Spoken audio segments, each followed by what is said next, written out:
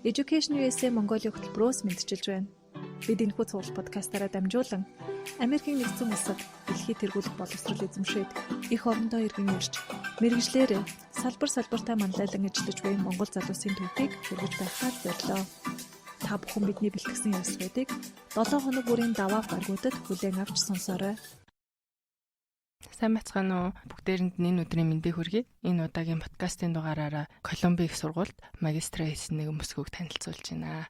Юуны төрөнд бидний урилгыг хүлээж авч хүрэлцэн ирсэнд баярлалаа. Өөрийгөө товч танилцуулаач. За баярлалаа. Намайг Батжарлын 700 гэдэг. Би улсын 2 дугаар дан сургуулийг төгсөөд тэгээд ер нь багасаа математик сонирхолтой байсан болохоор санхүү эдийн засгийн их сургуульд суралцсан. Тэгээд санхүү эдийн засгийн их сургуулийг бол бизнес эдийн засгийн мэргэжлэр төгссөн. Тэгээд оюутан багасаа ер нь судалгаа шинжилгээний ажлууд ингээд хийхэд сонирхолтойсэн учраас илүү тийм макро түвшний тооцоо судалгаа хийдэг байгууллага гэдэг утгаар нь Монгол анхны өмнө хаалгын газарт орох сонирхолтойсэн. Тэгээд яг намайг төгсгөөр ашгүй бас ажлын байранд зарлагдаа тэгээд шалгалт өгөөд ярьслаа өгөөд Төв банкнд орсон байгаа. Дараа нь бол Төв банкнд 5 жил ажиллаад Америк нэгдсэн улсад мастер хамгаалаад одоо эргэж ирээд буцаад ажиллаж байна. Аха. Ер нь анх магистртаа сурахаар явахдаа яагаад Америк нэгдсэн улсыг сонгож суралцахаар шийдэжсэн бэ те? Эсвэл угаасаа л багасаа Америк руу явж сурах мөрөөдөлтэй байсан уу? Эсвэл одоо өөр зөндөө олон хөтөлбөрүүд харж агаад яаж шийдэжсэн бэ? Багасаа гэх юм бол яг үндэ бол Америк сурах талаар ер нь төсөөлж байгаагүй.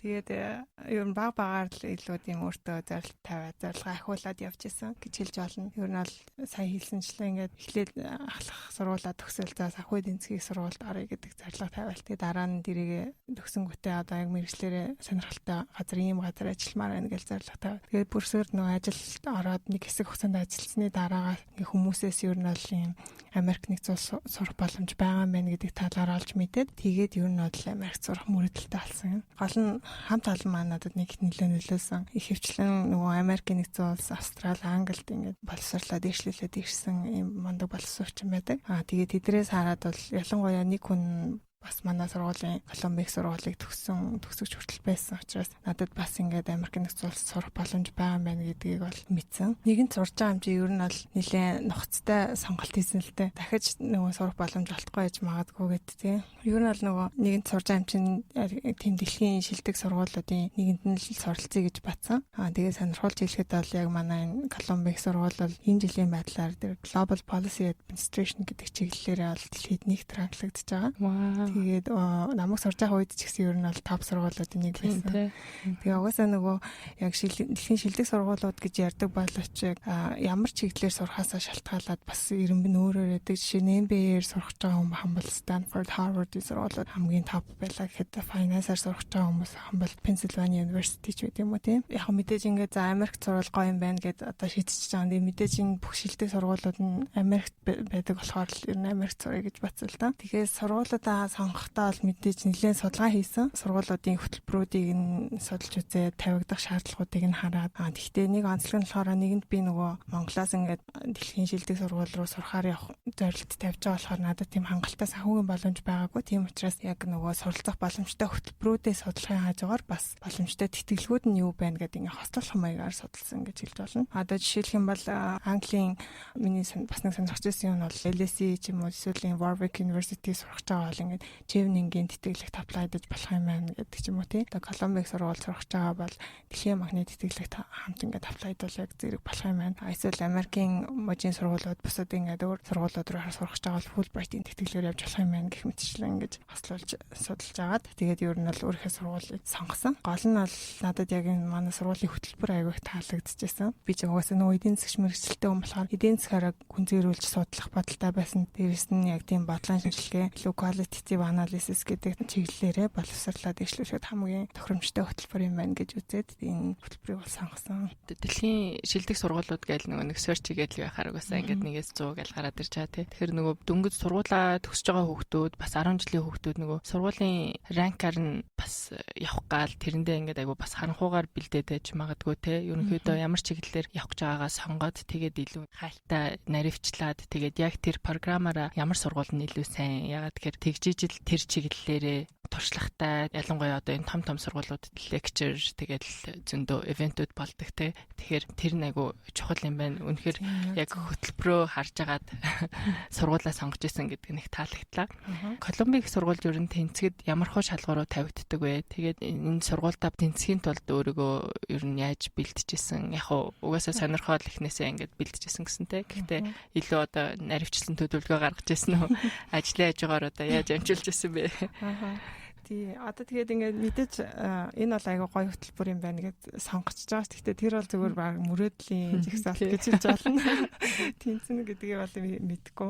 Манай сургуульд бол мэдээж тэнцэд бас мэдээж өндөр шалгуураа тавьдаг. Одоо жишээ нь бакалаврын хөтөлбөрт суралцах байгаа хүмүүс бол жилдээ нэг 30-40 мянган оюутан өргөдөл гаргаад тэрнийхээ бол 5-6% нь л авдаг. Тэгээ яг нөгөө graduate program бол энэс бол арай зөөлөн гэж хэлж болно. Гэхдээ бас шалгуурууд байгаа. Одоо жишээ нь TOEFL-ийн оноо 100-аас дээш авах байх хэрэгтэй ч юм уу те. Тэгээд яг эдийн засгаар сурах байгаа юм бол GRE-ийн шалгалт өгч тодорхой хэмжээний оноо авсан байх хэрэгтэй. Өмнөх одоо бакалаврын голч дүн нь илүү сайн амжилттай суралцсан байх хэрэгтэй гэд яг манай сурч исэн хүмүүсийг харахаар ер нь бол 3.5-аас дээш хвшлээ нэг 4 голчтой оюутнууд суралцдаг ч юм уу те. Миний сурч исэн хөтөлбөрийн онцлог нь бол илүү бас тийм ажлын туршлагатай байхыг шаарддаг mid career program гэсэн баггүй. Тэгэхээр 3 жилээс дээш туршлагатай хүмүүсийг илүү нөгөө нэг боловсролыг дээшлүүлээ гэдэг. Тэгээд дээрэс нь тийм сангийн төв банк санхүү зохицуулахаар тэгээд бусад олон улсын хөгжлийн агентлагуудад ингээд ажиллаж исэн эдийн засгийн бодлогын чиглэлээр ажиллаж исэн хүмүүсийг ингэж авдаг. Дээрэс нь бас энэ чиглэлээрээ гүнзгийрүүлж сурч мэдэх юм хүсэл эрмэлзэлтэй байгаа хүмүүсийг шалгаруулж авдаг ийм хөтөлбөр байсан.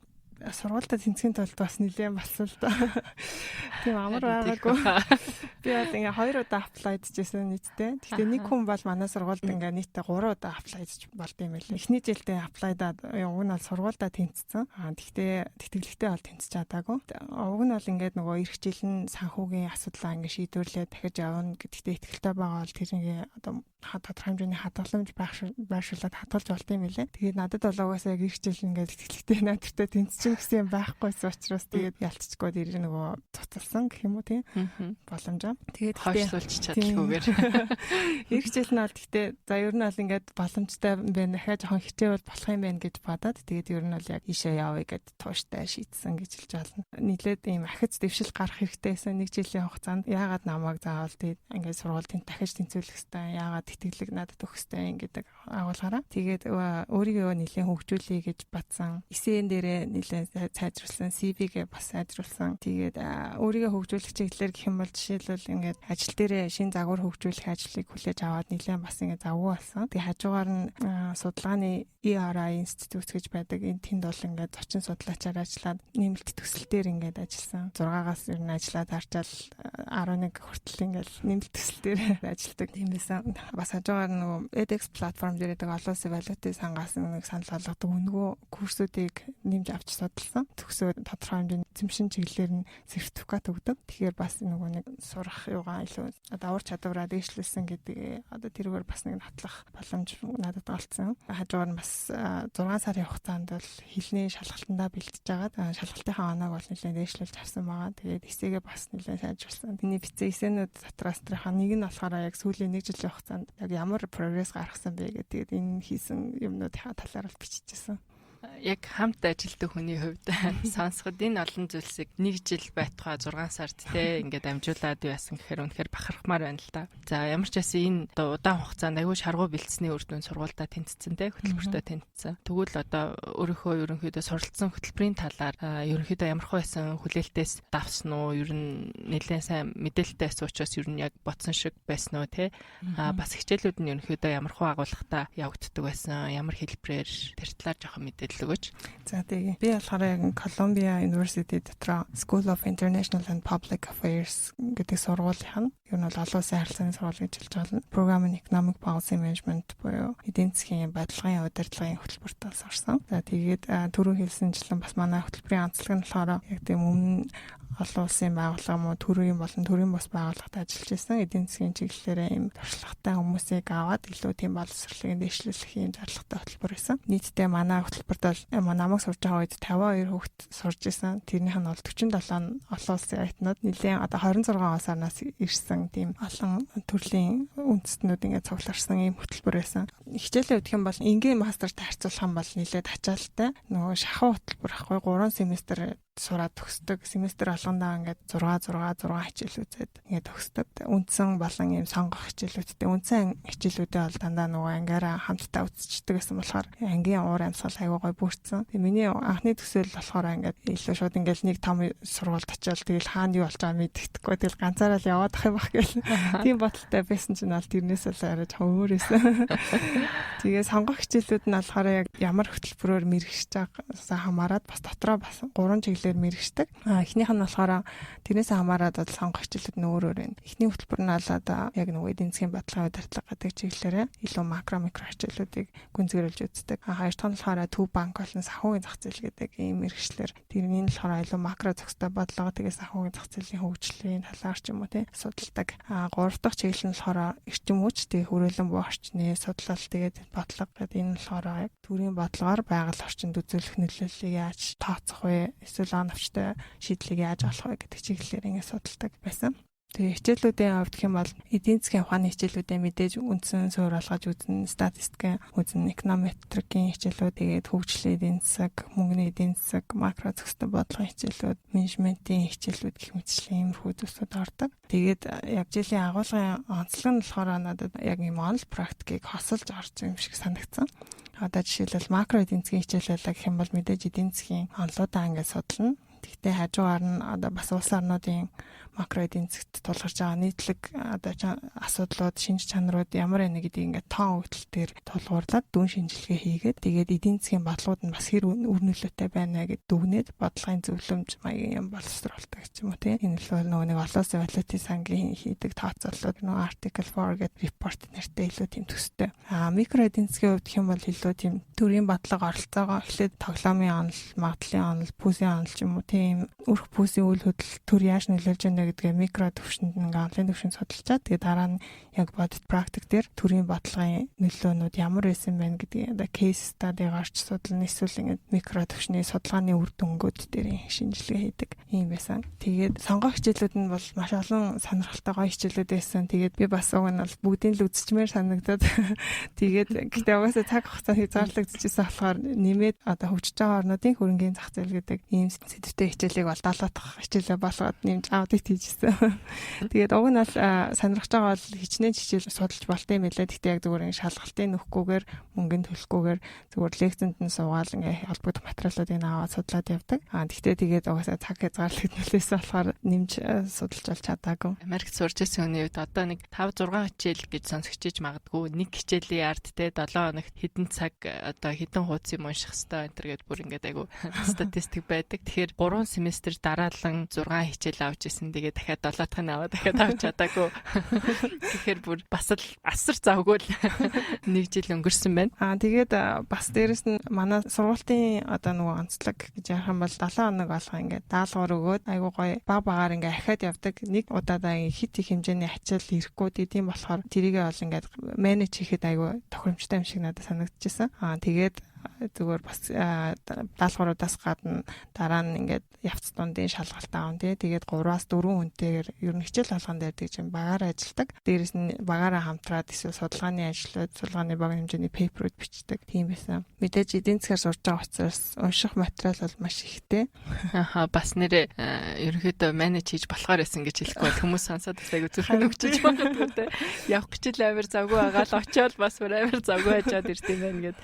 Сургалтын төлбөрөө ер нь яаж санхүүжилж исэн бэ? Яг тэтгэлэг гэд ярьсан те. Гэхдээ илүү дэлгэрэнгүй ямар тэтгэлэгт хамрагдчихсэн. Тэгээд хугацаанд бас ингээд ойролцоо зарлагдчихсэн үү? Эсэнүүд нь бас хэр олон байсан. Нөгөө сургуульд явуулах эсэнээс бас арай жоохон өөр хэлбэрээр биччихсэн баг те.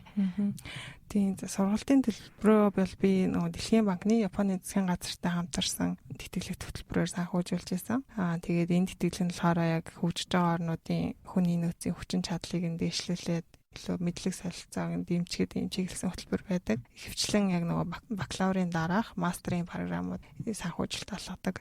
Тэгээд гол донор нь бол Японы засгийн газар байдаг. Гэхдээ энэ онцлог нь болохоор яг ийм partner program, preferred program гэдэг 20-од ийм сургуулиудын эдийн засгийн хөгжлийн эдийн засаг, эдийн засгийн бодлогын удирдлагын чиглэлээр яг хөтөлбөрүүдийг ингээ онцлоод заагаад өгсөн. Тэгээ хэрвээ та энэ хөтөлбөртөө тэнцсэн байх юм бол тэгээ дээрэс нь хөгжиж байгаа орны одоо санхүүгийн боломжгүй хүн байх юм бол бид нэр ингээд тэтгэлээ чинь өгнө гэдэг ийм нөхцөл тавьдаг. Тэгээ жилдээ ер нь нэлээд хэдэн зуун хүн л өрсөлддөг, айгу өрсөлдөөнтэй. Тэгээд намайг явж ах жил бол нийтдээ ингээд 12 оюутан авч исэн тэтгэлээ. Тэр нь ингээд улс орлогоноос нэг хүн л байсан. Жил болгон нэг улсаас нэг хүн аавна гэсэн юм бол байхгүй учраас одоо жишээлбэл миний мэдхээр намайг тэтгэлэг авахаас өмнө 3 жилийн өмнө л нэг монгол хүн бас авч исэн байхгүй тэтгэлэг. Тэгэхээр нэлээд бас жоохон өрсөлдөөнтэй. Гэхдээ харамсалтай нь би саяхан олж мэдснээр бол манай сургуулийн энэ PEPM гэдэг хөтөлбөр бол энэ дэлхийн банкны тэтгэлгээс хасагдсан юм байлээ. Preferred program дундаас нь гарцсан байна. Тийм. Тэгээд гэхдээ хооронд нь ингээд бас Америкийн өөр сургуулийн хөтөлбөрүүд харсан байхгүй. Жишээ нь одоо University of California Berkeley одоо Master in Development Practice гэдэг хөтөлбөрөөр нэмж орсон байсан. Бас Brandeis University-гийн Master of Arts in Sustainable International Development гэдэг ийм хөтөлбөрүүд харсан.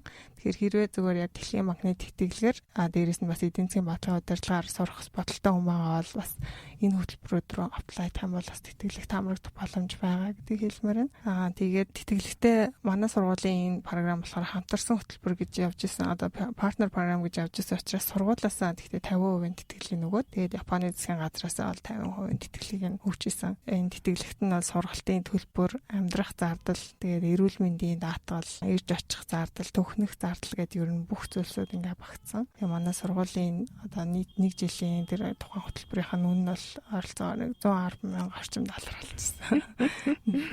Нэгэнт одоо бүх ингээд санхүүжилтийг нь хангаж байгаа учраас сургалтаа ингээд бүх анхаарлал төвлөрүүлээсэй гэдэг үднээсээ бас давхар ажил хийх хориглодог. Угаасаа 6 хичээлүүдээ дахиад нэг хичээл аваад тийчил бүр ажил хийж амжихгүй юм байна л да. Бүр амжиж гэж хичээх юм бол бүр би мотоолж дуусах юм байна те. Тэгээд бас хөтөлбөрийн бас нэг шаардлага нь ер нь одоо нөгөө хөгжиж байгаа орнуудаас хүмүүсийг авчираад нөгөө хүний нөөцийн потенциалыг дээшлүүлэх гэдэг байгаа учраас яг суралцаа төгссөн бол эргээд их орондоо буцаж очиад 2 жил ажиллах хэрэгтэй гэдэг ийм шаардлага болоос тавьжсэн. Тэгтээ яг нөгөө одоо ингээд тэтгэлэггүй ч гэсэн манай сургуульд бас өөр суралцаа санхүүжилттэй шийдэх боломжууд бас байгаа гэж би бодож байгаа. Хүмүүсийн туршлагаас харахад бол Fulbright-ийн тэтгэлэг авчаад тэгээд дээрэс нь давхар ажил хийгээд зүгээр энгийн одоо ийм шахуу хөтөлбөртэй биш програмд суралцж исэн кейсүүд байдаг. Тэгээд сургуулиасаа бас тодорхой хэмжээний тэтгэлэг авчаад тэгээд үлдсэн хэсгийг нь бол сургуулиасаа зээл аваад эргээд ажилд орсныхаа дараа тэр бол Америкт ажиллана гэсэн үгтэй зээлээ эргэж төлөх юм нөхцөлтэйгээр суралцах бас боломжууд байгаа. Тэгэхээр яг энэ сургууль бас энэ хөтөлбөрийг сонирхож ивэл одоо энэ дэлхийн банкны тэтгэлгээс хасагдсан гэд болохгүй те. Apply-дад үцгэд нэрээ surprisingly сургуулаас бас айгүй их тэтгэлэг өгдөг. Иймэрхүү сонголтууд байж болно гэд бас явуулдаг те. Ер нь л нөгөө нэг тэр сургуультайгаа л дахин имэйл бичээл айгүй сайн харьцаа тавил тэр тэтгэлгийн дүн бас багаар нэмэгддэг гэдэг тийм туршлагатай хүмүүсийг би сонсч байсан. Тэгээ бас том сургуулийн нэг давуу тал нь нөгөө тэтгэлийнх нь санаан том байдаг. Тэгэл манай улсын төсвөөс илүүчлээ. Тэгээд хэрэг бас нэр нь сонирхолж хэлэхэд одоо нөгөө сонирхож байгаа хүн байх юм бол манай яг энэ Колумбийн сургуулийн PEPM хөтөлбөрийн Монгол дахь амбассадор нь Батбаатар гэдэг залуу байгаа байхгүй юу? Монгол банкнд ажилладаг. Хэрвээ нэмэлт мэдээлэл авахыг хүсэх юм бол яаж аплайдах талаар зөвлөгөө авах ч юм уу хүсэх юм бол бас холбогдож болно. Надтай ч гэсэн холбогдож болно. Тэгээд цаашаа бас нөгөө хөтөлбөрийн эрхлэгч рүү рефер хийж өгч болох юм байлээ. Тэр амбассадор нь. Тэгээд бас нэг зөвлөх юм бол манай нөгөө Колумбийн их сургуулийг төгссөн Монгол төгсөгчдийн холбоо гэдэг одоо Монголд байдаг. Тэгээд нийтдээ 90 оноос хойш 60 гаруй монголчууд ер нь Колумбийн их сургуулийг төгссөн юм байлээ. Тэгээд бид нар бол одоогоор яг зүгээр ингээд хаяа нэг уулзалт хийгээд хоорондоо танилцаад тэгээд хамтдаа юу хийж болох уу? Тэг босод хүмүүст яаж бас туслах уу? Гэдэг чиглэлээр ингээд ажлууд ихээр төлөвлөд явж байгаа. Наача харин айгу гоё мэдээ штэ. Монгол дахь амбассадортай болцсон. Тэгээ ерөнхийдөө бараг л personally reference хийж admission руу хэлж өгч болно. Давхар бас өөрөө суралцаад ирсэн учраас те илүү нарийн мэдээлэл авахд аппликейшн дээр ч гэсэн туслах боломжтой юм байна те. За сургалтын хөтөлбөр ерөнхийдөө тийм байсан. Колумбия их сургуулийн илүү онцлог шин чанар бас даваа талууд нь ерөнхийдөө юу байсан бэ? Бусад сургуулиудыг бодвол яг бүр одоо дэлхийн хамгийн том хотуудын нэг юм бүр яг хоттой төвдөө байдаг те. Тэгэхээр бас хүмүүс одоо Ivy League-ийн сургуулиудаас сонгож явахдаа бас Нью-Йоркт амьдарч үзмээр байна энэ гэдгээсээ бас харгалзаад агайх Колумбик сургуулийг сонгодог жишээнүүдийг би сонсч байсан. Тэгэхээр сургуулийн байршил, ер нь сургуулийн онцлог өөрөө бас юу байсан бэ? Хөтөлбөрөөс гадна. Тэгээ миний хувьд ч гэсэн ер нь бол яг Колумбик сургуулийг сонгоход нөлөөлсөн гол хүчин зүйл нь бол яг байршил байсан гэж хэлж байна. Нью-Йорк хот бол маш гоё хот. Тэгээ тийм болохоор яг тийм зүгээр мужийн сургууль ч юм уу эсвэл ингээд зайдуу кампус дотор л амьдрахыг хүсээгүй, яг хот дотор амьдрах хүсэлтэйсэн учраас за тэр бол маш нэг гоё даваа тал байсан. За тэгээд гэхдээ яг ингээд Колумбик сургууль бол айгүй том сургууль болохоор яг ямар хөтөлбөр факультетэд сурж байгаас шалтгаалаад хүн болгоны ингээд надад туршлага нь бол өөр юм шиг надад санагддаг. Жишээлбэл надтай хамт ингээд 4 Монгол оюутан сурж ирсэн. Тэгээд нэг нь инженерээр, одоо бизнесийн удирдлагаар, sustainability management-ээр гэх мэтчлэн. Тэгээд тэр алганы хувьд одоо хүн болго ингээ хаандаа ярилцаад үзэхээр яг өөрөөр туршлагатай. Гэхдээ би яг нөгөө өөрийнхөө өнцгөөс олж анзаарсан зүйлсээ одоо яг даваа тал ганцлаг гэж бодож байгаа юмнуудаа ярих гэж бодлоо. Колумбик сургууль бол одоо том сургууль учраас маш тийм шилдэг профессоруудтай. Жишээлбэл Нобелийн шагналтай Жозеф Стиглиц гэдэг эдийн засагч байдаг. Тэгээд яг манай хөтөлбөрийн эрхлэгч бол одоо Гулермо Калво гэдэг алдартай эдийн засагч байдаг гэсэн. Тэгээ энэ Гулермо Калво гэдэг хүн бол яг эдийн засгийн чиглэлээр одоо сурж байгаа хүмүүс л мэддэг. Пейперүүд дээр нэр нь агайх гарч ирдэг. Тийм одоо нэг жижиг бүтцийн загвар дээр хөшүүн үний Калво pricing гэж ярьдаг ш. Тэрнийг Калво байхгүй юу? Тэгэл бас одоо 8 дэд юм бэлээ гэж. Тийм. Тэгээ хөдөлмөрийн зах зээл дээрх одоо friction, chronic inflation, liquidity trap, тэгэл sudden stop гэл амар олон тийм макро эдийн засгийн ойлголтуудыг ер нь бол гаргаж ирсэн тийм мундаг хүн байгаа. Тэгээд энэ дээр PR назар юм 2 хичээл судлах боломж гарч ирсэн. Нэг хичээл нь одоо macroeconomics in global context гэх хичээлийг үзсэн. Тэгээд энэ дээр бол улс орнуудын макро өгөгдлийг ашиглаад яг эдийн засгт нь хөрөнгөний орсголт энд татрах үзэгдэл бий болсон байна уугүй юу гэдгийг ингээ шинжилдэг. Эдийн засаг ингээ хямарсныхаа дараа зээлийн өсөлт нь сэргэж амжааг байхад хямарлаасаа буцааж гардаг ийм бас тохиолдлууд Phoenix Miracle гэж нэрлэдэг юм байна л да. Тэгээд энэ ийм үзэгдэл бас нөгөө улс орнууд дээр ажиглагдаж байна уу ч гэдэг юм уу. Тэгээд дээрэс нь макро эдийн засгийн бодлогуудад ингээд дүн шинжилгээ хийх ийм айгүй сонирхолтой хичээлээд байсан. Тэгээд дараа нь болохоор тэр Macroeconomic Laboratory гэдэг хичээлийг бас энэ мундаг профессор дээр үзчихсэн. Тэгээд энэ болохоор илүү тийм загварчлал тал руугаа эдийн засгийн макро загваруудыг тавилуудыг нь судлаад тэгээд дараа нь болохоор мат гаргалгаануудыг нь хийгээд тэгээд загвараа өөрсдөө ингээд өргөтгөөд хөгжүүлээд динамик шинжилгээ хийдэг айгуу гоё. Энэ бол надад би яг нэг өмнө загвар хөгжүүлэлтийн чиглэлээр сурж ажиллаж исэн болохоор надад бол айгуу гоё сонирхолтой санагдчихсан. Ялангуяа нөгөө сургууль явахаас өмнөх жил нь бүр төлхөө загвар дээр ажиллаж байсан шүү дээ. Тийм. Тэгээд дараа нэг анзаарсан юм гэх юм бол одоо нөгөө case study дээр айгүй их ажиллаулдаг манай сургууль. Гэхдээ энэ ер нь Америкийн сургуулиуд л юм байд юм шиг лээ тий. Туршлага нь гэхдээ Монголтой харьцуулахад бол илүү төлхөө ажилдаг гэдэг утгаар нь хэлж байгаа. Тэгээд ер нь бол ингээ бодит кейсүүд дээр айгүй гоё нөгөө шинжилгээ хийсэн юм бэлэн материалуудыг өгөө. Тэгээд тэрийг уншиж судлаад өөрийнхөө үндслийг гаргаж ирж байгаад анализ дүн шинжилгээ хийдэг. Тэгээд энэ нь бол яг илүү тийм хүний critical thinking гэдэг тэр шин чанарыг илүү сайн хөгжүүлж өгд юм шиг санагдсан. Тэгээд ер нь бол бас ажил дээрээ гараад бодит байдал дээр тулгардаг юм асуудлуудыг ингээд тал бүрээс нь хараад шинжилгээ шийдвэр гаргах чадварыг илүү хөгжүүлэхэд аюу тийм хэрэгтэй юм шиг санагдсан. Жишээлбэл манай одоо энэ хөгжиж байгаануудын хөрөнгө оруулалтын орчин гэдэг нэг хичээл үзчихсэн. Тэрэн дээр болохоор Монголын кейс стади хийжсэн. Тэр нь одоо нөгөө 2010 оны үед манайх Чилийн кейсийг судалж байгаа төсвийн доктортой байдлын сан гэж байгуулад тэгээ бас хуулаа баталжсэн. Тэр талаар гэхдээ сайн кейс маягаар болж тээ. Тэгээд Монголоос ирсэн оюутан байгаа гэдэг айгүйх тэрэн дээр бол их асуугдчихсан баг тээ. Надаар яриулаад тэгээд чи энэ талаар юу гэж бодож байна гэх юм ярьчихсан. Тэгээд дараагийн нэг анзаарсан зүйл гэх юм бол бас нөгөө манай сургууль дээр янз бүр visiting professor ирдэг. одоо яг зочин судлаач гэсэн үг те. Зочин профессор илүү нөгөө нэг бодит байдал дээр судалгаа шинжилгээ хийж исэн баг ингээд 10 20 жилийн туршлагатай тийм айгүй мундаг хүмүүсийг авчирдаг. Манай макро зохистой бодлого гэдэг хичээлэг бол тэр Латин Америкийн орнуудын зөвлөгөөх айгүй том судалгааны төвд ингэж ажиллаж байсан Liliana Suarez гэдэг профессор авчихсан байхгүй. Тэгээд тэр хүн болохоор бас Перугийн эдийн засаг дээр нэлээд удаан ажиллаж байсан. Тэгээд Латин Америкийн орнуудыг судалж байсан. Тэгээд яг энэ макро эдийн засгийг бол яг ингээд эхлээд онлынхын түвшинд ингээд ойлголтуудын нөгөөд тэгээд дараа нь болохоор бодлогын ийм хэрэгслүүд байдаг. Тэгээд энийг ямар нөхцөлд аль хэрэгслийг нь ашиглаж болох уу? Тэгээд энэ хэрэгслүүдийг бол ийм усууд ингэж хэрэгжүүлээд тэгээд аль нь амжилттай, аль нь амжилтгүй болсон гэдэг айгүй туршлагуудыг нь ярьж өгдөг ч юм уу тий.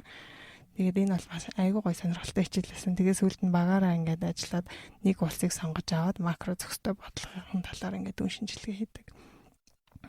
Тийм тэгээд бас нэг онцлог шинж чанар гэх юм бол ер нь сургалтын хөтөлбөр нь ингээд айгүй тийм хурдан шинжлэгдээд яваад идэг up to date гэж хэлэх юм уу? Одоо яг ингээд бараг тэр жилдээ ингээд дөнгөж шинээр гарч ирж байгаа судалгааны үр дүн энтрийг ингээд хичээлийнхаа ингээд хөтөлбөртөө оруулсан. Тэгээд би мэдээлэл судалгааны хувьд бол айгүй тийм цаг үетэйг хөл нийлж халахдаг юм шиг санагдсан. Тийм байна. Жилээр л сайжрал чансаагаа нэмэл явдаг програм сургууль юм байна. Хоёлаа тэгвэл одоо нэг сургуульд тэнцэхэд ийм шалгуурууд тавигдчихсэн гэдээ ярьсан те. Тэрийгээ жоохон задлаад ярилцвал одоо жишээ нь англи хэлийг 10 жилдээ үзчихсэн үү? Яаж одоо TOEFL-ийн оноогоо 110-аас дээшээ 100-аас дээшээ автал бэлтгэхэд одоо яаж өөрийгөө бэлтжижсэн үү? Эсвэл одоо Улаанбаатарт бас зөндөө олон сургалтын төвүүдтэй тиймэрхүү төвүүдэд очиж үзчихсэн үү? Хэр хугацаанд бэлдээд ингээд хүссэн оноогоо авч чадчихсан те? Сургууль тэнцэх хэлний оноогоо ерөнхийдөө яаж хангаж ирсэн талаарх туршлага хуваалцаач. За тий. За би бол англи хэлийг ер нь улсын сургууль зорж ирсэн учраас 5 дугаар ангиас л эхлээд анх заалгасан. 12 13 хүрсэн нийлээд хожуу эхэлж байгаа гэсэн. Тий надад бас айгүй хожуу санагддаг 5 дугаар ангиас эхлэх. Тий тэгээд ер нь бол нэмэлтээр тийм нөгөө сургалтын курс мөрс сууж байгаагүй. Тэгээд надад хамгийн гол яг хэлнийхаа дөрмийн суурийг тавихад хэрэг болсон нэг зүйл нь болохоор Grammar in Use гэдэг ном судалж исэн. Тэр нь болохоор яг бие дааж одоо англи хэлний дүрмийг судалдаг одоо 1-5 бот ийм номд дасгал ажиллагаадтай. Тэгээд энийг суурснаар бол ер нь бол дүрмийнхаа суурийг тавьсан гэж хэлж байна. Тэгээд мэдээж бакалаврт бол ингээд сурж байгаа хавцад эдийн засгийн мэргэжлийн хичээлүүдэд дандаа англи хэл сурах бичгээс ингээд сурч судалдаг бас болохоор мэргэжлийн хэллүүдээ олд эндээс ингээд сурцсан байсан. Тэгээд яг хэлний мэдлэгээ бол ингээд дараагийн төвшөндөө ахиулж ингээд сайжруулахад бол надад ном унших хамгийн их нөлөөлсөн гэж боддог. Ер нь бол ингээд оюутан байхасаа англи хэл дээр номнууд уншиж эхэлсэн. Тэгээд илүү уран зохиол, биографигийн чиглэлээр номнууд унших дуртай. Тэгээд аудиобукуудыг бас их сонсох дуртай. Тэгээд ном уншихаар бол илүү тийм англи хэлний нэг өөрчлөлтөнд сурахаасаа илүү ингээд агуулгыг нь ойлгох чадвар илүү сайжирдаг юм шиг санагдсан. Ер нь л тэгээ хэлний ингээ суурай тавьчихж байгаа шүү дээ. Ном уншаад дүрмээ судлаад. Гэхдээ яг шалгалтанд бэлдэх бол бас арай өөр юм шиг санагдсан надад. Шалгалтандаа бол бэлтгэхийн тулд яг ингээ өдөр тутам ингээд дадлага маягаар ингээд тогтохгүй ингээд алдаж бэлдэж явах нь аюу чухал юм байлээ. Тэгээд миний хувьд бол ингээд TOEFL-ийн шалгалтанд бэлтгэхийн тулд би хугацаа тавьж агаад 6 сарын хугацаанд бэлтэн ч гэдэг юм уу тэгж агаад тэгээд юм онлайн practice тестүүдийг айгууха ажилладаг байсан. Тэгтээ болохоор өдөрт 1-2 ингээд бүтэн тест ажиллана ч юм уу тэгээ өдөрт хэдэн үгч ажиллана. Тэгээд 1-2 эссе бичин ч гэдэг юм уу ингээд эхлээд том зорилтоо тавьчихад тэрийг ингээд жижиглээд ингээд өдөр болгон хийх юмнуудаа ингээд гаргачаар дараа нь тэрэндээ хүрэхэд арай илүү амар юм шиг надад санагдсан. Тэгээ спикингээ сайжруулахын тулд ер нь бол ингээ кино үзээд, найзуудтайгаа ярилцаад, чатлаад тэгээд дээрэс нь бас нөгөө TOEFL-ийн спикинг чинь хугацаанд баригдсан байдаг учраас цаг харж агаад ингээ давтдаг байсан. Тэгээ сэдвүүд дээр нь ер нь бол нөгөө хэлэх гэж байгаа санаануудаа нэлээ ингээ товчлол хийгээд бэлтгэсэн. Тэгээ тэр нь бол нэлээд тусалсан. Listening-гээ сайжруулахын хувьд гэх юм бол би тийм өмнө хэлжсэн аудиобук сонсдог байсан. Дээрэс нь бас нэлээд сүүл рүүгээ тэр подкастын сонсдог болсон л да. Тэгээд подкаст бол яг нөгөө богино хугацаанд юм сонирхож байгаа сэдвүүдээрээ мэдлэгээ дэвшлүүлэнгээ дээрэс нь англи хэлнийхаа сонсголыг сайжруулах айгүй гоё хэрэгсэл юм шиг надад санагдсан. Одоо нөгөө подкаст сонсохоор чинь бас нөгөө онлын хувьд англи хэл сурч байгаа ч гэсэн ерөөхдөө хоёр хүн хоорондоо те нөгөө нэг ярианы хэл ямар хуу явагддээ. Одоо тэгэл нөгөө англиар бас ингээл joke mock ингээл өөрийгөө зүгээр яг academically илэрхийлж байгаа ч гэсэндээ хүүхдүүдтэй ингээд харьцах багштайгаа ингээд яг нэг тийм энгийн одоо бид нар ингээд монголоор ярьж байгаа юм шиг төвшөнд очиж харьцахад те бас айгу санаа зовоод ингээд бүрэг би бол одоо Америкт сурсан эхний жилээ баг чив чимээгүүл ингээд явж исэн дараа намайг яриад эхэлсэн чи ийм амар яриа нээлттэй хөвгтэйсэн бэлөө гэж бодсон гэж лээ. Ер нь одоо нөгөө нэг энд яг уу дүрмээ тэгэд сураад те тэгээд оноогоо ямар ч байсан аваад явцсан байж яг очиод нөгөө нэг сурахад хэлний бэрхшээл тулгарч ирсэн үү тэгээд ерөнхийдөө хизэнээс тэр жоохон хөнгөрд юм байна. Тэрийгээ яаж давж исэн талаараа. Тэгээд уг нь бол ингээ яг хэлнийхээ оноо манайг авцсан. Тэгээд би чи бас өмнө ганц нэг орнууд руу ингээд аялаад үзсэн хүмүүстэй харилцаад гайгүй болоод исэн болохоор айгүй өөртөө ихтэй айтсан. Ер нь болчих واخ гэдэг. Чи яг очсон ч юм бол айгүй хангалтгүй юм байна гэдэг нь бол ойлгосолтой яалтчгүй. Тэгээд очоод ингээд ер нь бол нэг 2 3 7 хоног болсны дараагаас л гайгүй чих хонгосон гэх юм хүмүүсийн нөгөө нэг хүн болгоны яриа ч өөр хурдан ярина, удаан ярина тэгээд бас акцент байна тий. Тэр болгоны ингээд барьж авч чадахгүй. Тийм байж байгаад бол нэлээд гайгүй онгож ирсэн. Тэгээд дээр нь ер нь бол ингээд 1 сар гарan болж байгаад бол яриа бас арай гайгүй сайжирсан. Яг өмнө нь болохоор миний анзаарснаар ингээд монгол хэл нөгөө нэг унган хэлтэй болохоор яг монголоороо бодчихад тэгээд дотор орчуудаг хийгээд тэгээд цаашаа хүнтэй ярьдаг гэсэн байгаа байхгүй. Тэгэхээр тэрийг бол нэг мэдсэн чинь ингээд англиараа шууд бодоод ярьдаг тийм болцсон байсан. Ер нь бол хичээлүүд дээрээ айгүй их тийм нөгөө бас янз бүрийн стенүүд ингээд бичгийн даалгаврууд хийжсэн учраас тэгээд явцдаа бол бичгийн чадвар бол гайгүй сайжирсан. Гэхдээ одоо ч гэсэн ер нь бол тийм хангалттай унган хэлтэй үнтэй харьцуулахад тийм сайн хэлтэй болсон гэж хэлэхгүй л дээ. Харин тийм нэрэл нэг тийм сэтгэлгээний одоо shift хийгдчихэж ил тэр арай жоохон хөнгөрдөг те. 3-7 хоног гэхээр намайг бодвол хамаагүй хурдан тэрнээсээ гарсан байна. Ялтчгүй мандаг хүний шинжтэй. TOEFL дээр тэгж бэлтжижсэн юм байна. Нөгөө GRE шалгалтандаа яаж бэлтжижсэн бэ? Энэ болохоор нөгөө зөвхөн бид нар биш те англи хэлтэй хүмүүс хүртэл ундгаан англи хэлтэй хүмүүс хүртэл айгу бэлтжиж өгдөг. Одоо тэнд ашиглагдаж байгаа үгнүүд нь дараа нь ашиглагдсан уу? Угаасаа хизээч амьдралд ашиглагдахааргүй айгу хэцүү үгнүүд ялтчгүй зөвхөн тэр шалгалтанд зориулж чийжилж бэлддэг юм шиг байгаа юм те. Тийм. Тэгээ одоо энэ GRE гэдэг нөгөө Graduate Record Examination гэж байна те. Энийг бол одоо физик, биологч юм уу эсвэл эдийн засаг сэтгэл зүй гэдэг одоо байгалийн юм уу нийгмийн шинжлэх ухаанаар сурах гэж байгаа хүмүүс болох ийм шаардлага тавьдаг. Тэгээд гол агуулга нь болохоор яг тийм математик, writing, vocabulary гэсэн 3 хэсгийн бүрэлдэхүүнээс бүрддэг. Тэгээд шалгалтын зорилго нь миний алснаар бол илүү мэдээж математикийн суур мэдлэгтэй байна уугүй юу гэдгийг шалгана. Тэгээд тоон өгдөл дээр ингээд шинжилгээ хийж асуудлыг шийдвэрлэх одоо дүн шинжилгээ чадвар байна уугүй юу. Тэгээд дээрэс нь англи хэл дээр өгсөн сэдвийн гол санааг нь олгоод сэдвтээ бас анализ хийх чадвартай байна уугүй юу гэдгийг нь л дүгнэх зорилготой юм байна гэж ойлгосон. GRE-г болохоор би нөгөө сургуультаа үргэлж гарахаасаа нэлээд өмнө бэлдсэн болохоор гайгүй цаг завтай байсан. Тэгээ ер нь бол нэг 6 сараас дээш хугацаанд бэлтжиж агаад тэгээд шалгалтаа өгсөн. Миний хувьд бол яг нөгөө арга барил нь яг шалгалтынхаа нөгөө шалгалтандаа бүртгүүлчихдэг байхгүй юу хугацаагаа. Тэгэхээр яг одоо жишээ нь за 7 сарын дараа би энэ яа гэд мөнгөө төлөө бүртгүүлсэн учраас одоо ингэ бэлтгэхгүй болохгүй гэд тэгээд бэлддэг. Бэлтгэхдээ болохоор ер нь бол ингээ 10 жилийн математикуудаа сэргээгээд бодлогууд бодчихсон. Тэгээд мэдээж нөгөө баш богино хугацаанд дээрэс нь яг тэр нөгөө дүн шинжилгээ их чадваруудыг шалгаад байгаа учраас ингээд цагт баригдсан байдлаар юм одоо цаг тавьж агаад богино хугацаанд хэр хурдан бодож ийн гэдэг тийм дадлууд хийжсэн.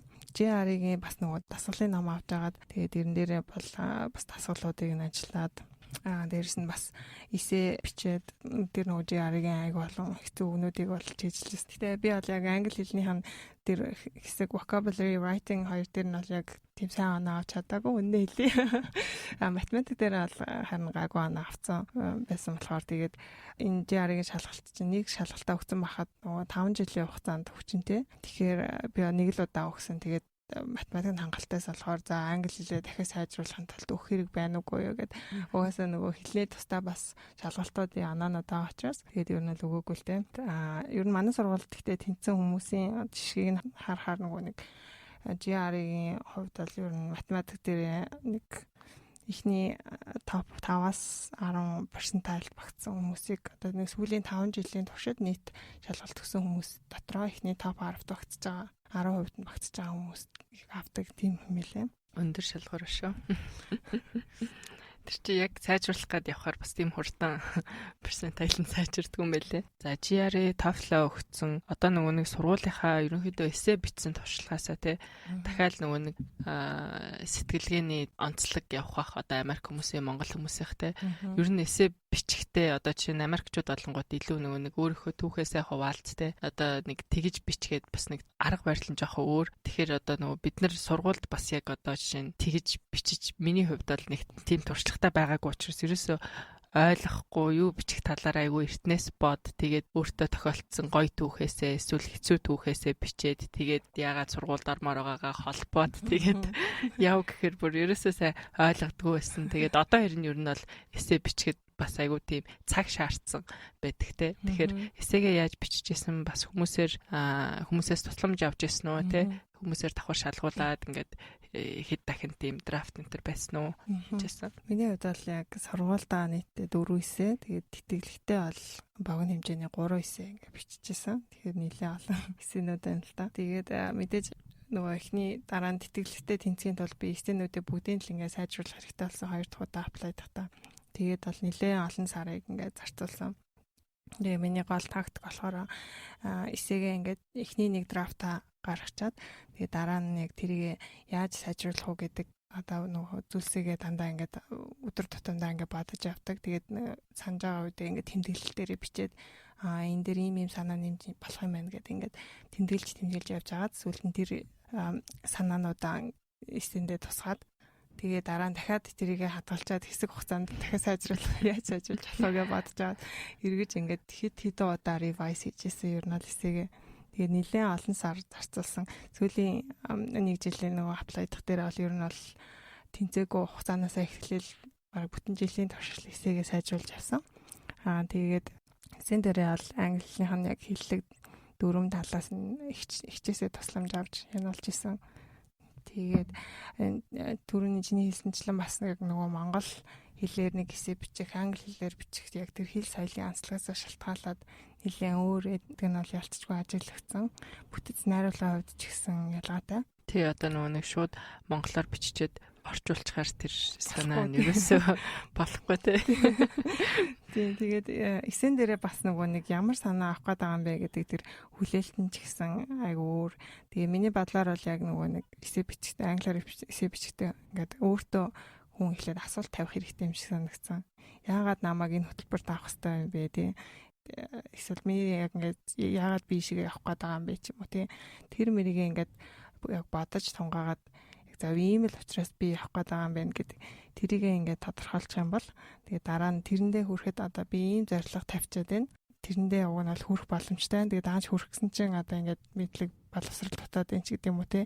Яг ингээд зорилгодоо хүрэхэд бол яг энэ сургуулийн энэ хөтөлбөрт сурах бол яг туслах юм байна гэдгийг бүр яг яг үннээр бас тэгтээ яг тэгж худлаа бичихгүй шүү дээ. Яг чин үннээрээ тэгсэн мөртлөө яг хүн уншаад ялтчгүй ингээд шаардлагатай байгаа юм байна гэдгийг нь ойлгохоор л бичихлээ. Тэр ихтгэл үнэмшлийнх нь мэдэрхээр тий. Ааха. Суралцах явцдаа ямар нэгэн хүнд хэцүү сорилттой тулгарч ирсэн үү? Тэрнээсээ яаж гарч ирсэн бэ? Тэр талаараа тийм ер нь бол мэдээж хүнд хэцүү сорилтууд нэлээд тулгарч исэн. Ялангуяа нөгөө хичээлүүд дээр унган хэлтэй оюутнуудтай харьцуулахад англи хэл дээр бол яг бичих чадвар тэгээд илтгэх чадварууд дээр бол сул тал байгаа гэдгийг бол өөрөө мэдэрч исэн. Тэгээд яг нэг санаанд орж байгаа жишээ гэх юм бол Political Economy of Finance гэдэг нэг хичээл дээр ер нь 2 удаагийн дебет зохиогдчихсан байхгүй юу.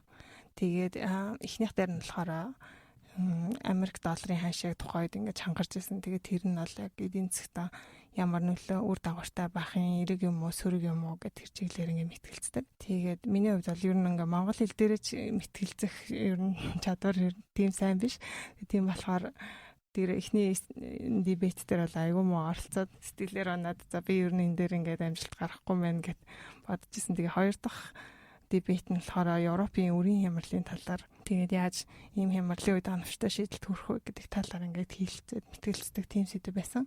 Тэгээд би болохоор яг өмнө Европын хямралын талаар сайн мэдлэггүй байсан учраас ер нь бол тэгтээ дахиад жоохон бэлдээд үзье, сайн судлая гэж бодоод тэгээд 2-7 хоногийн хугацаа байсан. Тэгээд тэрэн дээр бол баг ингээл хичээл бүх бусад хичээлүүдэд тусахчаал ингээл илүү цаг зав гарангуут л Европын хямралын талаар уншаал.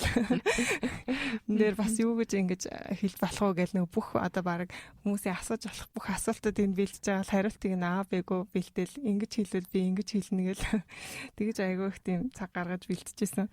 За тэгээ яг нөгөө нэг мэтгэлцэх өдрөө болохоор би Португалийн эдийн засгийг төлөөлөөд тэгэхээр 3 минутын спич тавьж байгаа байхгүй. Тэгээ дараа нь болохоор яг тэр нөгөө өөрийнхөө улсад ашигтай байдлаар нөгөө шийдэлт хүрэх хэвээр.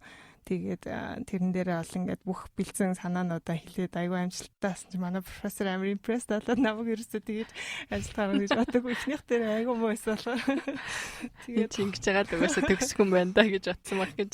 Тий, тэгээд нөгөө тухайн өдрөө аюу тийм сайн оролцсон хүмүүстээ бонус оноо өгдөг. Тэгээд тэрийг надад өгчихсэн. Тэгээд тэр бол амар гоё мэдрэмж. Тэгээд тэр гол эндээс болохоор ер нь бол хүн ингээ бэлтгэлтэй тэг хичээл зүтгэлтэй хам бол сул талаа нөхөж болд юм биш үү гэдгийг ер нь ойлгож авсан. Practice юм биш үү те. Ер нь дутагдлаа хараад маш хурдан сайжирдаг хүн биш 2-7 хоногийн дотор. Аха. Хичээлээс гадуур бас ямархуу арга хэмжээнүүд байдаг байсан бэ? Тэр болгонд хэр их оролцох боломжтой байсан бас те. Хичээлийн цагууд ихэнхдээ оройгоор энтер байдаг байсан уу? Амралтын өдөр энтер гэдэг янз л байдаг байсан баг те. Тийм. Одоо жишээлбэл манай сургууль чинь нөгөө олон улсын харилцааны сургууль учраас 7 хоног болгон хичээлээс гадуур ийм тухайн цаг үеийн тулгамдж байгаа сэдвүүдээр ийм ихтгэл семинарууд зохион байгуулагддаг гэсэн. Одоо жишээлбэл яг намайг сурж байгаа үед Трамп ерөнхийлөгч болоод тийм сурж ахт болсон аа. Тэгээ шууд маргааш нь ерөнхийлөгч олонгот Трамп ерөнхийлөгч болно гэдэг нь юу гэсэн үг вэ? Тэгээ эдийн засгийн ямар бодлогод хэрэгжүүлнэ гэсэн үг вэ гэж шууд илтгэлүүд аваад эхэлж байгаа байхгүй. Тэгээл нөгөө Хятад Америкийн хоорондын маргаан гэл гараад ирэнгүүт энэ яагаад ийм маргаан гараад байгаа? Аль талдаа илүү ашигтай юм бодлоо өрнөнд нөлөө нь ямар ахаа ингээл. Тэгээ дээрэс нь бас тухайн үед нөгөө криптокарренсинууд нэлээх модонд орчихсон. Тэгвэл тэгээд энэ криптокарренсинуудыг ер нь усарнууд яаж бодлогоороо зохицуулах юм?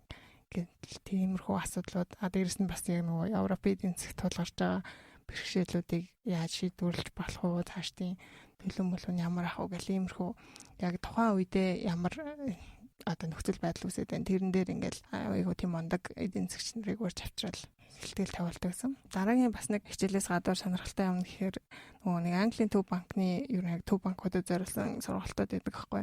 Тэрийг арай тийм төрөвчлсөн 2 өдрийн сургалт болгоод манайх нөгөө сургууль дээр урилгаар Английн төв банкны багш нарыг урьж авчираад тэгээд мөнгөний бодлого макро зохистой бодлогын зохицуулалтын чиглэлээр сургалт хагас бүтэнс өдрийн 2 сургалт болцсон. Тэгээд тэр бол бас айгу практик ингээд бодит байдал нөгөө нэг би зөв төв банкнд ажиллаж байсан учраас яг энэ нөгөө практик сурч мэдгээд айгу тийм хэрэгтэй сургалт байсан жилж олно. Тэгээд дээрэс нь бас ер нь манай сургууль дээр нөгөө хичээлээс гадуур нөгөө улс орнуудын үндэсний өдрүүд нь болонгот л яг тухайн улсын нөгөө өдөрлөгөө зохиогддог. Тэгээд тэр өдөрлөг дээр болохоор ер нь нөгөө тухайн улсынхаа талаар оюутнуудад танилцуулна, үндэсний хоолоор нь дайлна. Тэгээд тиймэрхүү өдөрлөгүүдэд бас оролцоход аягүй сонирхолтой байдаг гэсэн. Тэгээд нөгөө оюутныхаа ер нь стрессийг нь тайлах зорилгоор 4 дахь өдөр болгон яг орой 6 цагаас happy hour-тэй. Тэгээд энд бол ингээд найзтайгаа нийлээд хүрдэг байсан. Яг дараачийн асуул сургуулийнхаа 1-7 хоногийг дүрслэвэл ямархуу ах вэ гэсэн 4 дахь өдөр л happy hour-тай юм байна гэж ойлголоо. Ер нь сургууль дээр ажлын 7 хоногт бол өдөржин кампус дээр өнгөрдөг гэсэн. Тэгээ би нөгөө сургуулийн харилцаа дотор байранд амьдардаг гэсэн учраас нэг 10 минут талгаар сургууль руу орчдөг гэсэн. Би тэгээд ер нь бол хичээлүүдээ сонгохдоо өглөө босох айгуу дургу учраас 2 дугаар баараас нэхлээд 10 цагаас эхлээл хичээлүүд авцсан. Тэгээд тэр нь бол хөвчлэн ингээд 4 цаг хүртэл үргэлжлэн зарим нь болохоор 6 цаг хүртэл ингээд дуустдаг гэсэн. Тэгээд хичээлүүдээ тэр нь болохоор лекц семинар айлуулнаар бол тийм гэсэн үг л дээ. Тэгээ өдрийн хоолоо ер нь бол найзуудтайгаа хамтдаа хоол идээд тэгээ ярилцаагаа ер нь бол жоохон толгоо сэргээд тэгж өнгөрөөдөг. Манай сургуулийн эргэн тайранд бол маш гоё тийм. Ер нь бол хоолны сонголт айгүй ихтэй. Бас янз бүрийн хоолууд ингээд туршиж үзээдэг. Тэгээ дараа нь найзуудтайгаа хамтдаа ингээд ер нь номын санцуудаг гэсэн. Багийн ажлууд жишээлбэл айгүй их байгаа. Тэгэхээр багаараа хамтдаа суух номын сан бас нэг өөр гэх юм дээ. Тэгээ дараа нь эсвэл ингээд яг нөгөө төвлөрт юм унших, бэлдэх хэрэгтэй байгаа бол тэрийг нь болохоор ер нь дандаа ганцаараа номын сан цуудаг ч юм уу. Тэгээл ажлын өдрүүдээр бол ер нь бол тэгээл хичээлдээ ороод байхгүй бол ер нь номын санд л сууждаг байсан гэж хэлж байна. Надад гэхдээ сурахад нэг таалагдсан юм болохоор би чинь өмнө амар олон жил ажилласан байсан болохоор дандаа ингээд нөгөө тогтмол цагт баригдсан өглөө 9-ээс 16 гэл тэгээд яг нөгөө сургууль сурахаар болохоор цагаа өөрөө зохицуулдаг учраас хичнээн ингээд даалгавартай байсан ч гэсэн яг өөрийнхөө хүссэн үедээ за энийг хий одоо хүссэн үедээ амарч гэдэг юм уу тэгэж зохицуулах нь айгуу гоё таалагддаг байсан. Тэгээд би ер нь бол 7 хоногт одоо хичээлүүдээ хийжээд 2-3 удаа гүдэг манай гэрийн яг хажууд нөгөө Riverside Park гэдэг гэсэн байхгүй. Тэгээд тэрүүгээр бол гүөх дуртайсан. Тэгээд хаяа нэг удаад бол сургуулийнхаа жим рүүгээ ороод squash ч юм уу ямар нэг юм тоглоно эсвэл ингээд тасгал хийн. 14 хоногт нэг удаа нэг балетын хичээл орчдөг байсан. Тэр нь болохоор яг нөгөө сургууль дээр биш илүү Midtown руугаа идэгсэн байхгүй. Тэгэхээр тэгж ойрхон очиод яж чадахгүй. Тэгээд дээрэс нь бас мөнгөн ч гэсэн арай хүнтэйс учраас. Тэгээд ер нь аль болох нөгөө ажлын 5 хоногтоо ингээд хичээлүүдээ багтааж таалгавруудаа хийчихэд амралтын өдрүүдээ болохоор өөртөө цаг гаргахыг боддог гэсэн. Тэгээд би ч урд нь нөгөө Америкт амьдарч байгааг учраас Нью-Йоркт анх удаа амьдарч байгаа болохоор бас үзэж харах юм айгүй ихтэй. Найзуудтайгаа нийлээд одоо жишээлбэл амралтын өдрүүдээр Central Park ороод зүгээр алхаа зугаалдаг ч юм уу эсвэл пикникийн Нью-Йоркийн музейнуудыг бас нэг хамтдаа үздэг байсан. Жишээлбэл Metropolitan Museum ч юм уу байгалийн түүхийн музей гэдэг нэг гоё юм болохоор нөгөө хүснээрээ хандваа өгч үздэг. Тэгээд оюутнууд учраас ер нь аль тэгэл 5 хараанда доктор хандвалал ороод үзчихдэг гэсэн. Тэгээд миний ажигснаар нэг музейнуудын нэг гоё юм болохоор нөгөө хэсэг хугацааны нэг давтамжтайгаар ингээ шинээр үзэсгэлэнгүүд гараад идэг. Тийм болохоор ингээд ер нь хизээч очиод үтсэн дандаа ингээ шинэ юмнууд бас байдаг. Тийм. Тэгээд дээрээс нь манай сургууль чинь нөгөө Манхаттны Upper West Side орчинд байдаг байхгүй. Тэгэхээр доошо одоо 20-30 минут метрогоор яваад даунтаун руу очиж болно. Тэгээд оройн цагаар бол одоо жишээ нь Foodme фестивал үзэх ч юм уу, янз бүрийн үзүүр үйлчлэгээ үзэх. Тэгээд эсвэл ингээд олон үндэсний хоолны газруудаар орох. Тэгээд дэлгүүр хэсэг мэтчлээ ер нь бол Нью-Йоркт хийх юм бол хизээч дуусахгүй л тийм. Цаг зав хэрэг байх юм бол харин тийм ботсон чинь л бүр яг нүдэнд харагдаад байна л да. Угаасаа музейнуудыг үзэж дуусахгүй. Central Park-аар алхах чинь л угаасаа бас хийх ёстой юмнуудын нэг зүйл те. Нью-Йоркт очил. Тийм. Тэгээ дээрэс нь бас нөгөө Нью-Йоркт мэргэжлэрээ ажилд сурдаг монгол залуучууд зөндөө байдаг. Тэгээд бид нартэй бол бас хаяа олоолаа уулзалтад баяр ёслолыг бас хамтдаа тэмдэглэж өнгөрүүлдэг байсан. Нью-Йорк дахь монголчууд гэлээ. Аха. Нэрэ балет гэсэн чинь за яг олон жил балетаар хичээлж байгааг мэднэ. Тэгээд тэндээ очиод тасалдсан болов яасан бол гэсэн тэгвэл бас 14 хоногта нэг яваадсан юм байна те. Харин тэрийг бас яг сонирхлаараа явсан. Тэгээд тэнд нэг гоё юм болохоор яг тэр Broadway Dance School гэдэг сургуульд нөгөө насанд хүрэгчдийн анги байдаг. Тэгээд тэр нь нөгөө хүссэн шатанда өөрийнхөө нөгөө төвшөндөө тааруулж явах боломжтой. Монголд л одоо жишээ нь ингээд сургуулиуд, балетын сургуулиуд байгаа ч гэсэн ингээд агсан ч юм уу эсвэл анхан ингээд хоёр л шат байгаа байхгүй тий. Тэнд бол ингээд аюул олон шаттай. Тэгээд нөгөө амьд төгөлдөр хорийн багштай. Тэгээ тийм болохоор ингээд хичээл нь бол аюул их таалагдчихсан. Гэхдээ одоо ингээд сая баахан юм ярьсан шүү дээ. Одоо 7 хоног амар их юм хийдэг байсан юм шиг. Гэхдээ яг хэрвээ явц дундын шалгалт ингээд семестр дуусах төхөөд ирэх юм бол ер нь 24 цаг ингээл сургууль дээрээ л ээждэг байсан шүү. Тийм бороо 7 хоног бол ийм амар идэвхтэй өнгөрч байгаагүй гэж. Тийм шүү дээ. Яг шалгалт төхөөд ирэхээр нэр ингэсэл бүр бүгдээрээ л нөгөө намын сандаа те амар олнороо шүнэрлэл сууж муугаал тэгэл хамтдаа хараал өөрөөр тэгэл өглөө буцаж ирэл. Ааха. Америкт сурч исэн ер нь амьдарч исэн үеийн хамгийн дурсамжтай мөчүүдээс хуваалцвал ер нь хувь хүн талаасаа тэнд амьдрахад те ямар хөө өөрчлөлтүүд гарч исэн бэ? Гарсан юм шиг байна ч гэдэг юм. Тэр таг өөр хүн бас болоог болох л та. За Америкт сурсан дурсамжтай зүйл гэх юм бол манай ангийн нөгөө хүүхдүүд айгүй олон улс улсаас ирсэн хүүхдүүд байсан. Тэгээд дээрэс нь бас өмнө Америкт амьдарч байгаагүй байсан болохоор ингээ хамтдаа нийлээд юм үзье гэдэг дээр айгүй гой санал нэгддэг байсан. Тэгээд бид нэр өвлийн амралт, зуны амралт, хаврын тэр spring break-ийг тааруулаад дандаа ингээд иш чишээ аялаад явдаг. Гэхдээ мэдээж тэтгэлгээр сурч ирсэн учраас хангалттай тэгж аялах мөнгө болохгүй. Тэг хэрэглээний зардлаасаа хэмнэж байгаа л аялдаг гэсэн. Тэгээд бас манай энэ сургалтын хөтөлбөр яг 1 жилийн хугацаатай байсан учраас би яг 1 жил сурах хугацаанд айлуулах нөгөө иш тийшээ очиж үзье гэдэг зарсан газрууд руугаа л үзье хичээсэн. Тэгээд би яг тэнд амьдарч байгаа хугацаанд нийтдээ 15 мужи руу явж үзсэн. Тэгээд дээрэс нэлээд олон хотуудыг үзсэн. Маш зоригтой амьдарсан байна. Би тэнд 4 жил амьдрахдаа 15 мужи байтгаа гарын 5 хүрээнд багтахаар л мужид руу явж үзсэн байдیں۔ Аль хүүхдүүдийн айхтар гэдэг байхгүй. Хамгийн гоё дурсамж нь гэх юм бол яг нөгөө ангийнхаа 8-уулаа бид нар нийлж агаад баруун эргээр ингээ 10 хоног аялж байсан байхгүй. Тэгээд айгүй гоё байгалийн үзэсгэлэнтэй газруудыг үзсэн, үндэсний паркуудыг үзсэн. Тэгээд том хотуудаар нь бас орж үзсэн. Тэгээд яг тийм нөгөө автобустай группийн аялалд нэгдэд орсон 8-уулаа. Тэгээд тэр нь бол нэг талаасаа яг хөтөлбөртөө ингээ санаа зовхгүй амар ч гэсэн яг сүүлд нь ингээд очиод үзсэн чинь бол айгүй их нөгөө автосаар явдаг цаг нь амар их 5 цагийг ингээ өдөр алга автосанд өнгөрөөдөг. Тэгэл хоорондоо бид нар тэгэл бүр тэр цагаа яаж өнгөрөөхөг гэлээ маф амар их тоглодог. Тэгээд би биенийхээ сүүлд рүүгээ бүр хин хотлоо ярьж байгааг нь андхааргүй болсон. Тэгээ 10 хоногийн хугацаанд бол маш гоё тийм дотн найзууд болоод тэгээ сүүл рүүгээ ч гэсэн дараа нь өөр жишээ хамтдаа явчихсан. Нэрэж хай үеэр олон цаг явдаг шүү те мууч хооронд. Тийм. Тэгээд дээрэс нь бас snow day гэдэг цас орчингууд хичээл амарчдээ юм биш үү? Бүр яг жинхнээсээ зүгээрээ гэртээ байж болно гэд мэйлгөрөд ирж байгаа. Харин тэр айгуу гоё юм лээ. Тэгээ манад нэг удаа яг Нью-Йорк ч гэхдээ бас газ ингээ хайлцдаг. Тэгж банк цас орохгүй. Тэгээ яг нэг удаа газ цэвэрлж чинь те. Ерөөсөө шинжээ ажиллаад. Нэг удаа л айгуу гоё их цас орсон. Тэгээ тэр өдөр болохоор бид нар бүгдээрээ нөгөө кампус дээрээ цуглаад амар хоббитэй.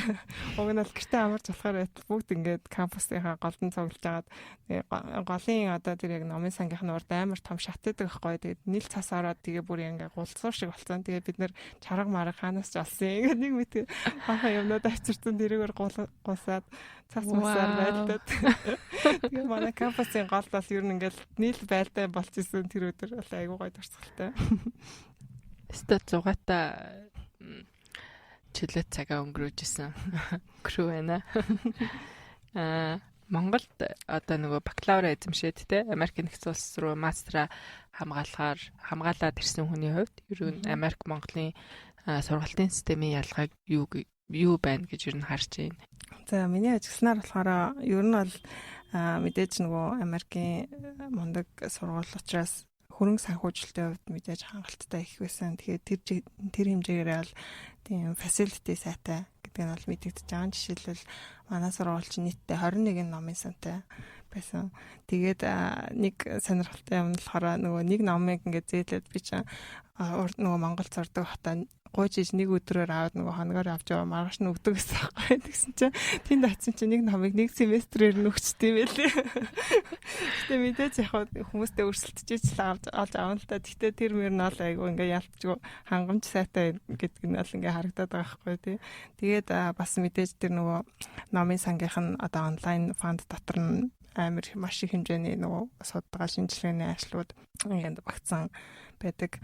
Тэгээд дээрэс нь нэг анзаарсан юм болохоор нөгөө нэг tutor гэж хэлдэг сурагч датагч оюутан хичээл алган дээр ингээд өгдөг. Тэр нь бол яг нөгөө багштайгаа асууж хамжаагүй тэр зүйлсээ ингээд дахиж тодруулаад заалгах олохгүй байгаа юм а заалгахад бол айгүй нэмэртэй мэлээ. Америкийн одоо тэр хөтөлбөрүүд нь бол төгсөгчдийнхаа карьер хөгжлөөр айгүй их анхаарал хандуулт юм шиг надад санагдсан. Тэгээ яг тэр нөгөө карьер хөгжлийн төв гэдэг сургууль болгонд ингээд байгуулсан. Тэгээ тэр нь ямар чиглэлээр цаашаа ажиллах сонирхолтой байгаа ингээд тэрэн дээр нь бас зөвлөгөө өгч тусалдаг. Тэгээ дээрэс нь CV юм уу cover letter-ыг нь бичгт нь бас зөвлөгөө өгч тусалдаг. Тэгээ манай хөтөлбөр болохоор жишээлбэл одоо Вашингтон DC руу 1-2 хоногийн өдөрлөг зохион байгуулжсэн. Тэгээ тэнд очиод сургуулийнхаа төгсөгчдтэй бас уулзаад тэгээд дээрс нь олон улсын байгууллагуудын яг төлөөлөлттэй уулзаад тэгээд тэр нь бол гомжлын байраар хангах тийм мэдээллийн системтэй юм байлаа. Тэгээд тэрэн дээр нь болохоор одоо төрөл бүрийн ажлын юм уу эсвэл дадлага хийх заруудыг ингээд тавьчихдаг систем рүүгээ нэгдсэн систем рүүгээ оруулцдаг. Тэгэхээр яг ажил хайж байгаа хүн бол тэгээ тэр нь нөгөө насан туршдаа төгсөгч болсон ч төгсөөд гараа авсан байсан ч гэсэн тэр мэдээлэл рүү аксес их боломжтой. Тэгэхээр тухайн хүнийг бол ер нь бол насан туршид нь ажлын байрны мэдээллийг илүү сайн хангаж өгнө гэсэн үг. Уялдаа холбоо айгуу сайтай юм байна те. Сүүлийн 2 асуултаа ер нь нийлүүлээд асуучих. Өөрийнхөө мэрэгчлийг яаж сонгож ирсэн те? Ер нь мэрэгжил сонголт дээр залуучуудад ямар зөвлөгөө өгөх вэ? Тэгээд Америкт бас очиж суралцах сонирхолтой залуучуудад ямар зөвлөгөө өөрийн зүгээс өгмөр байна. Ер нь нарийн нэг ийм чиглэлээр сурвал техник гэдгээ хоёлаа ерөнхийдөө ярьсан те. За миний хувьд бол би яг мэрэгчлээ яг тухайн үеийнхаа нөхцөл байдал эсвэл ингээд өөрийнхөө даваа тал дээр л тулгуурлаж сонгосон гэж бодож байгаа. Би яг нөгөө угаасаа анхнаасаа математикийн чиглэлээр илүү нөгөө сайн байсан учраас санхүү эдийн засгийн их сургууль ингээд орох сонирхолтой байсан. Тэгээд манай сургуулийг намайг сурж байгаа үед 2 дугаар курсээс мэрэгчлээ сонгодог байсан. Тэгэхээр яг тэр нөгөө санхүүгийн мэрэгчлүүд дотроос ингээд харж байгаад боломжоо харгалзаж үзээд ер нь санхүүгийн чиглэлээр эдийн засгийн чиглэлээр ингээд мэрэгчлээ сонгосон. Гэхдээ ер нь бол тийм хангалттай судалгаа хийсэн гэж бол бодохгүй байна яг тухайн үед. Гэхдээ Аз болж харин яг тийм нөгөө миний дуртай яг сонирхсан зүйлд мөн байж таарсан сонгосон мэрэгжил маань. Тэгээд миний бодлоор бол ер нь хүмүүс мэрэгчлээ сонгож байгаа бол аль болох өөрхөө тийм нөгөө дур сонирхолтой зүйлсийг сонгох хэрэгтэй сонгоосоо гэж боддог. Энийг угаасаа хүн болгон л хэлж байгаа шиг байдیں۔ Гэхдээ яалтчгүй угаасаа ингээд дургу ах юм бол хичнээн тэр мэрэгчлийг эзэмшсэн ч гэсэн цаашаагаа үргэлжлүүлж ажиллахгүй бах тийм тохиолдол зөндөө гардаг штеп. Тэгээ яг мэрэгчлээ сонгохдоо бас нэг зүйл нь болохоор нөгөө ирээдүйд ажиллах эрэлттэй болох тийм чиглэлийн мэрэгчлийг сонгол хэрэгтэй гэж бодож байна. Надад жишээлбэл эдийн засгаар ингээд сурах гэж байгаа хүмүүс байлаа гэж бодоход одоо нөгөө нэг технологи шинжилгээ ухаан хөгжихийн хэрээр аль болох тэр нөгөө нэг жишээ нь data science ч юм уу те big data analysis ч юм уу энэ чиглэл рүүгээ ингээд эдийн засгийн шинжилгээнүүд ингээд хөгжиж байгаа. Гэхдээ хичнээн ингээд нөгөө хэмнэл аян хөгжсөн ч гэсэн мэдээж хүний ур чадвар бол ингээд заашгүй шаардлагатай тэр чиглэлээр ингээд ажиллаад тэгээд дараагийн нэг одоо чинь эдийн засгаар сурах байгаа хүмүүс гэх юм бол илүү нөгөө байгаль орчны тогтвортой байдалд анхаарах юмнууд илүү их нийтлэг болсон. Тийм учраас яаж тэр нөгөө нэг байгалийн нөөцийг оновчтой удирдах уу, нүүрс хүчлийн одоо хийж юм уу, агарын бохирдлыг яаж багасгах уу гэдэг юм уу те тэр чиглэлээр эдийн засгийн бодлого тал руугаа бас тийм мэрэгчлүүд гарч ирж байгаа юм байна. Тэгэхээр яг энэтэй төстөгөр одоо өөр мэрэгжил сонгох гэж байгаа хүн байх юм бол өөрийнхөө дуртай зүйлдээ дээрэс нь ирээдүйд энэ мэрэгжил яаж өөрчлөгдөж болох уу гэдгийг ингэж бодож байна. Харьцуулаад тэгээд огтлцол дээр нь мэрэгчлээ сонгох юм бол илүү зөв болох юм болов уу гэж би бодож байна.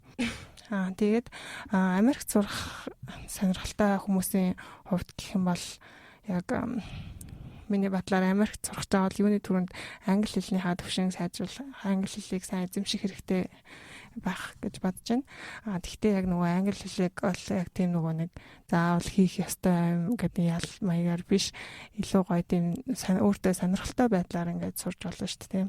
Жишээлбэл яг би бол нөгөө ном унших сонирхолтой тулгуурлаад ингээд англи хэлээ сурсан байлаа гэж бодоод дараа нь бас яг жишээ нь ингээд судлах дуртай судлах дуртай чиглэлээрээ англи хэл дээр ингээд судалгаанууд хийгээд эсвэл ингээд холбогдох ном ингээд материалуудыг нь уншаад явж болно. миний нөгөө англи хэлний нөгөө ном уншдаг гэсэн голын болохоор нөгөө LibriVox.org гэдэг нэг вебсайт байдаг. Тэрэн дээр болохоор бараг 15,000 гаруй номын сантай тийм сонсох, тэгээд тэр нь унших боломжтой номнууд идэх байхгүй. Тэгээд тэрийг бас сонирхож үзвэл зүгээр ах. Тэгээд бас би хэл сурахдаа нөгөө 2 дахь одоо Испани хэл сурж байгаа. Тэгээд тэрэн дээр болохоор Duolingo гэдэг аппликейшн ашиглаж байгаа. Тэгээд тэр бол бас айгуу тийм сонирхолтой байдлаар хэл сурахад зүгээр юм шиг санагдсан. Тэгээ ер нь бол маш одоо утасны аппликейшнууд эхлэл хэлийг сурах боломжууд бол айгуу тийм илүү хялбар болсон гэж бол бодож байгаа. Тэгээд хэрвээ мастерт яг нөгөө Америкт сурахтаа мастер сурах гэж байгаа хүмүүс хэн бол би арай илүү нөгөө нэг сурах сонголтоо нухацтай хийгээсэ гэж бодож байна. Яагаад тэгэхээр одоо бакалавра төгсчөөд хүн дахиж нөгөө мастера нэг л удаа ер нь бол хамгаална. Тэгэхээр нэг 2-3 мастер сураад энэ ч гэж байхгүй. Таашаа доктор хийх юм уу бас тодорхойгүй шүү дээ. Тэгэхээр шууд ингээд ихний олцсон боломжийг шүүрж аваад зарим хүмүүс ингээд явцдаг. Эсвэл ингээд аппликейшн процесс нь айгүй төвөгтэй юм лээ. Тэгээд арай хэлбэрлүү нь л ингээд авчлаа ингээд тийм юмнууд бас айгүй их ажиглагдчихсэн. Тэгэхээр тэгхгүйгээр яг нөгөө өөрийнхөө яг чин сэтгэлээсээ явмаар байгаа тэр хөтөлбөрөө ингээд сонгочоод тэрний ха төлөөс хичээл зүтгэл гаргаад яваасай л гэж боддог. Тэгээд дээрэс нь бас нөгөө мастер сурахтаа миний бодлоор бол яг нөгөө тодорхой хэмжээний ажлын одоо бакалавра төгсчөөд тодорхой ажлын туршлагатай болчоод тэгээд мастер сурвал илүү зүгээр юм шиг санагдсан. Тэр нь гол нь яг нөгөө бодит байдал дээр тулгарч байгаа асуудлууд ямар байдгүй ажил дээр гарахаар гэдгийг тэр талаар ингээ ойлголттой болсон учраас яг мастерын мэдлэгээ илүү сайн гэж өөртөө шингээж авах хэрэгтэй. Тэгээ дээрэс нь бас нөгөө ингээ тодорхой ажлын туршлагатай болсон байхад бол эсэн дээрээ бас өөрийнхөө ингээ түүхийг баяжуулж бичгээд ч гэсэн хэрэгтэй юм болоо. Гэхдээ тэр нь заавал тийм олон жил халбгүй те 1-2 жилийн ч юм уу тодорхой хэмжээний нэг туршлага болоод авсан байхад хэрэгтэй гэж бодож байгаа. Бүр зөндөө хэрэгтэй мэдээлэлүүд өглөө. Нэрэл мэрэгжил сонголт дээр яг өөрсдөө бас дуртай байна уу гэдгийг анзаарлаггүй л орол тэгэл төгсцөө. Яг азар тэр мэрэгжилтэй айгу пашнет болцсон те ажиллаж эхлээд. Тийм. Түрүү нэрээ хувийн талаас ямар өөрчлөлт гарсан вэгийг асуужсан тий. Тэрийг би хариулахгүй өнгөрцөн байна. Миний ажигласнаар бол би яг нөгөө анх удаа гадаад оронд амьдарч исэн учраас өмнө бол дандаа Монголд амьдарч исэн болохоор илүү тийм яг тийм бие даасан хүн болсон юм шиг санагдсан л да.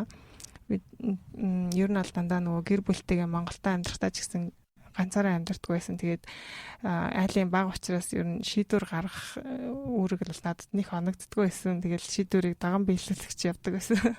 Тэгээд нэг мэдсэн чинь нөгөө Америкт очсон чинь бүх ингээл жижиг сажиг сонголтоодаас эхлээл бүх юмыг өөрөө шийдэх хэрэгтэй болол. Тэгээд тэр нь бол яг миний бие даасан байдалд бол айгүй тийм өөрчлөлт оруулсан.